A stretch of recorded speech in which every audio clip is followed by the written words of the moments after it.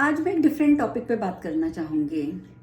देखिए, आप जानते हैं कि मैं साइकिक हूँ और मेरा काम है सारा दिन रीडिंग्स करना, लोगों की समस्याएं सुनना, उनका समाधान देना। समस्याएं बहुत आती हैं, किसी को पैसे की, किसी को रिलेशनशिप की, किसी को हेल्थ की।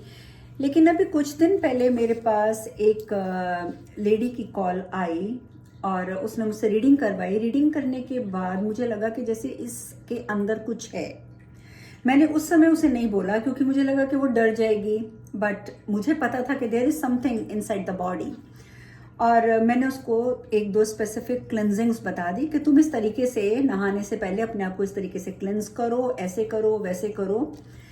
और उसने जब क्लेंजिंग अपनी स्टार्ट करी, उसके एक हफ्ते के बाद आज मेरे पास उसका फिर फोन आया। उसने फिर से एक रीडिंग बुक कराई। मैं बड़े हैरान हुई कि अभी तो एक ही हफ्ता हुआ है। तो मैंने उससे पूछा, मैंने कहा क्या हुआ है। मैं उसका नाम नहीं लूंगी यहाँ पे वीडियो में।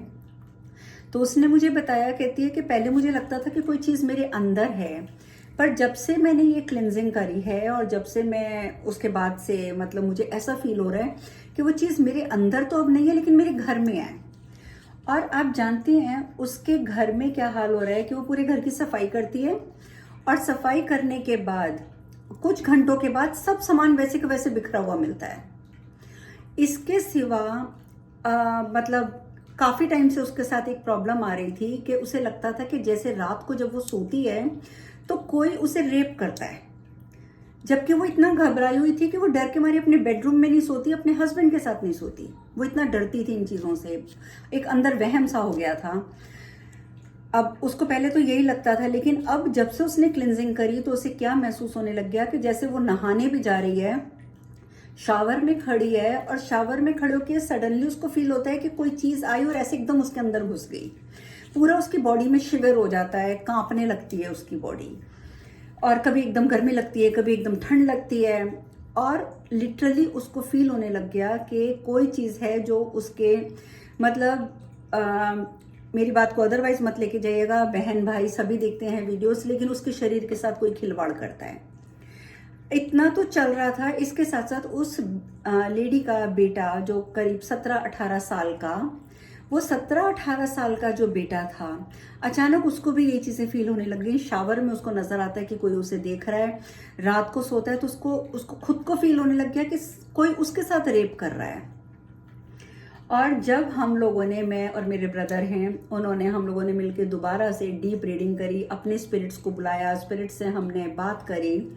आप सुन सकते हैं, मैं आपको बताती हूँ कि स्पिरिट्स हमें कैसे जवाब देते हैं। मैं आपके सामने जैसे एक प्रश्न करती हूँ, क्या उसके शरीर में सच में जिन है? Knowing it impossible for you to get in. इसका जवाब वो दे रहे हैं कि मैं जानती हूं कि है, और it's very very hard to get it out. यानी कि उनके घर से वो जिन निकालना भी बहुत मुश्किल है। बट एनीवे, हम लोगों का ये काम है, तो हम तो करते ही करते हैं। बट कभी कभी मुझे बहुत ताज्जुब होता है ये बातें सुन सुन के। मैं तो ये सब चीज़ें करती हूँ तो मैं अपने मंदिर में बैठ के करती हूँ कि पीछे मेरे माता रानी हैं, महादेव हैं, इधर मेरे भैरव बाबा हैं, तो वो सब मेरी टेक केयर करने के लिए यहाँ पर हैं। और फिर भी अपने सामने में क्या क्या चीज़ें, कभी लौंग, कभी नमक, क्या क्या रख के बैठती हूँ। पर मुझे ताज्जुब इस बात का हुआ कि आज की दुनिया में लोग इतना गिर चुके हैं कि जब डीप रीडिंग करने के बाद हमने ये ढूंढने का प्रयास किया कि आखिर इस लड़की के साथ ये किया किसने है, तब हमें पता चला कि उसी की सगी बहन ने किया है। क्यों किया है? कि उसकी सगी बहन को अपने जीजा जी पसंद आ गए हैं और वो जीजा जी उसको घास नहीं डालते।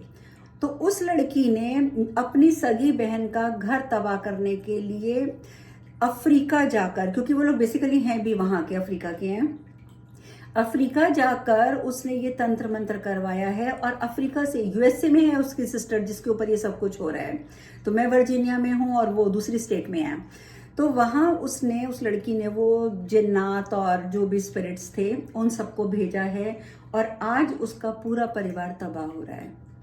बहुत अफसोस होता है। कोई दूसरे लोग करें ना तो आदमी कहते हैं कि चलो, दुश्मनी में लोग क्या क्या करते हैं।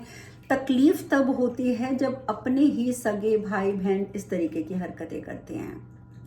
तो मैं ये चीज़ें आपको क्यों बता रही हूँ, ये चीज़ें बताने का मकसद ये नहीं है कि मैं आपको डराना चाहती हूँ कि ये चीज़ें होती हैं ये तो मैं जानती हूँ। इस समय अगर मैं बात करूँ तो मेरे इस कमरे में कम से कम 16-17 स्पिरिट्स हैं and I am thankful to them, क्योंकि वो यहाँ पर हैं, वो नुकसान नहीं पहुँचाते, वो हमारी हेल्प करते हैं। लेकिन जो कंट्रोल्ड स्पिरिट्स होते हैं, जिनको तांत्रिकों ने अपने कंट्रोल में रखा होता है, उनको सिर्फ एक बुरे मकसद के लिए ही भेजा जाता है।